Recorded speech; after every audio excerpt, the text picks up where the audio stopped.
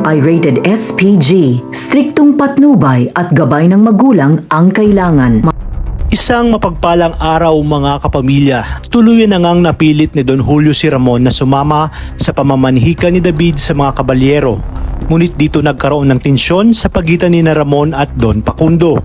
Ayon kay Ramon, naroon siya hindi para mamanhikan, kundi para maningil. Ngunit iginiit ni Don Facundo na nililinis niya ang pera ni Ramon at hindi nga siya magnanakaw. Habang si David naman ay naging mapangahas na kay Catherine, ngunit sinabi ni Catherine na kahit magpakasal siya kay David ay hindi ito ang magiging karapat-dapat sa kanyang pagmamahal.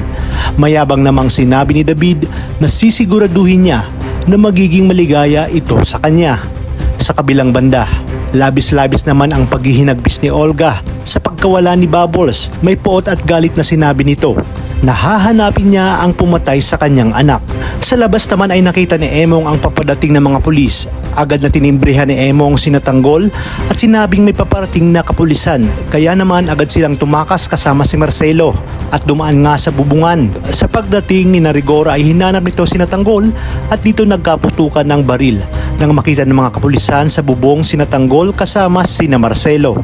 At dito nga nagpalitan ng putok ng baril sinatanggol at ang mga pulis. Sa pagkakataong ito ay muling magkakaharap sinatanggol at Rigor. Sinabi ni Rigor na sisiguraduhin niyang hindi na makakauwi si Tanggol ng buhay. At dahil sa tensyon ay hindi na mapipigilan ni Mando na aminin kay Tanggol ang buong katotohanan na hindi nga si Rigor ang kanyang tunay na ama.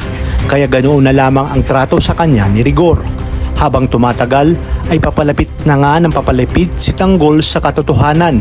Magiging masalimuot at komplikado ang takbo ng seryeng ito dahil sa mga taong nakapalibot kay Tanggol.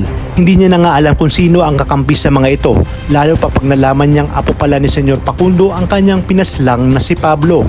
At kapag nalaman niya rin na si David ay nagpapanggap na anak ni Ramon Montenegro, dito niya na malalaman ang buong katotohanan.